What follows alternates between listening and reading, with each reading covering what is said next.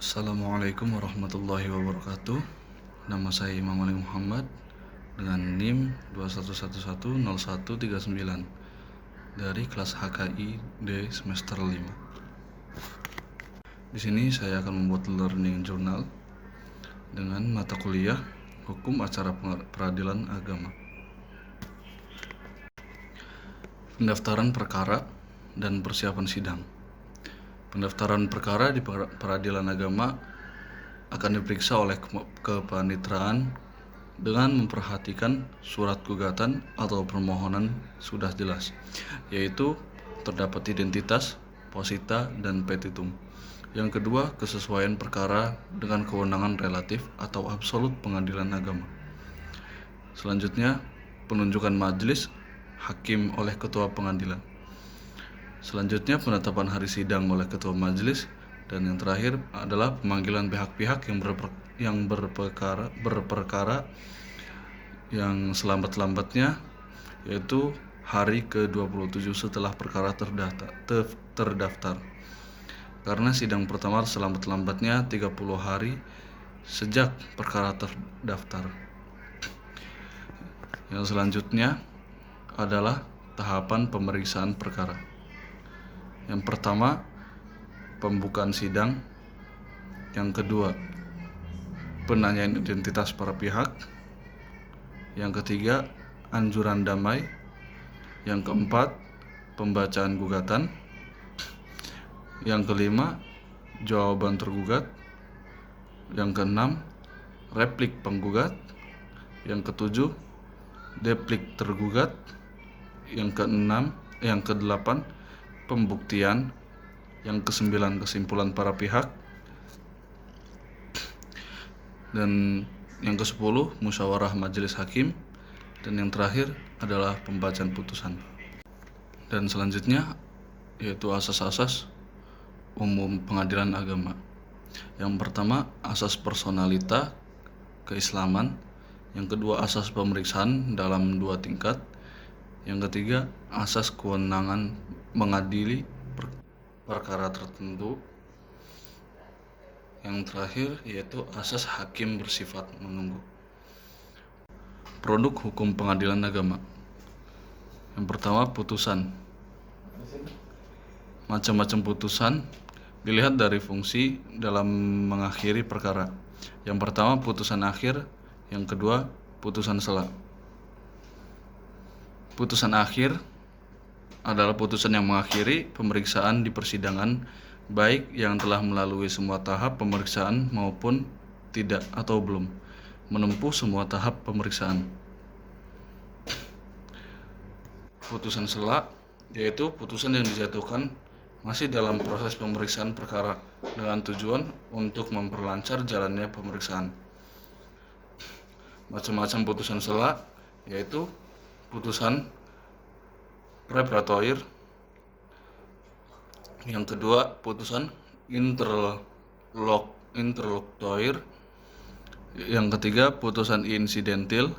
Yang keempat, putusan provisional. Dilihat dari segi hadir tidaknya para pihak pada saat putusan dijatuhkan. Yang pertama, putusan gugur. Yang kedua, putusan first take. Yang ketiga, putusan kontradiktor. Dan dilihat dari segi terhadap gugatan perkara. Pertama, tidak menerima gugatan penggugat. Contohnya, tidak memenuhi syarat hukum material gugatan karena pelanggaran talak yang diajukan sebelum 2 tahun sejak tergugat meninggalkan rumah. Yang kedua, menolak gugatan penggugat seluruhnya. Dalil gugat tidak terbukti. Yang ketiga, mengabulkan gugatan penggugat untuk sebagian dan menolak atau tidak menerima selebihnya. Yang keempat, mengabulkan gugatan seluruhnya. Bentuk dan isi putusan. Yang pertama, bagian kepala putusan. Yang kedua, nama pengadilan agama yang memutus dan jenis perkara. Yang ketiga, identitas para pihak-pihak. Yang keempat, duduk perkara atau posita. Yang kelima, tentang pertimbangan hukum. Yang keenam, dasar hukum. Yang ketujuh, diktum atau amar putusan. Yang kedelapan, bagian kaki putusan. Yang kesembilan, tanda tangan hakim dan panitera serta perincian biaya. Selanjutnya itu penetapan. Pernyataan hakim yang dituangkan dalam bentuk tertulis dan diucapkan oleh hakim dalam sidang terbuka untuk umum sebagai hasil dari pemeriksaan volunteer. Dikatakan bukan peradilan sesungguhnya hanya karena hanya ada pemohon yang memohon untuk ditetapkan tentang sesuatu, sedangkan ia tidak berperkara dengan lawan. Macam-macam penetapan. Yang pertama, penetapan dalam bentuk murni voluntaria. Yang kedua, penetapan bukan dalam bentuk voluntaria. Bentuk dari isi penetapan: identitas para pihak. Yang kedua, tidak ditemui kata-kata berlawanan dengan seperti daripada putusan.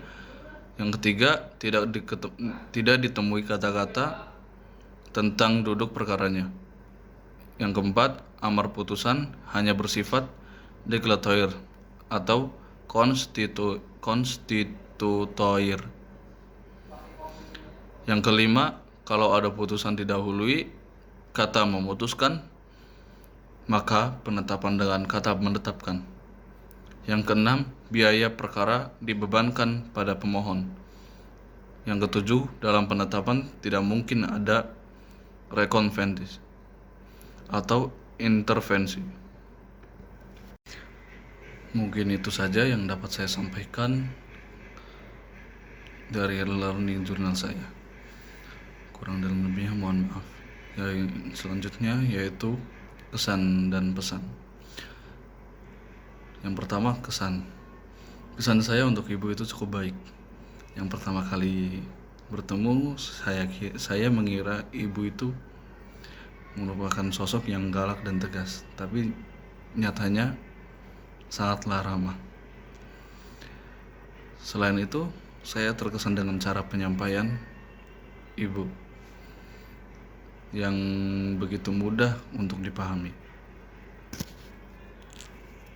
Dan selanjutnya, pesan saya ingin memberikan terima kasih kepada ibu yang sudah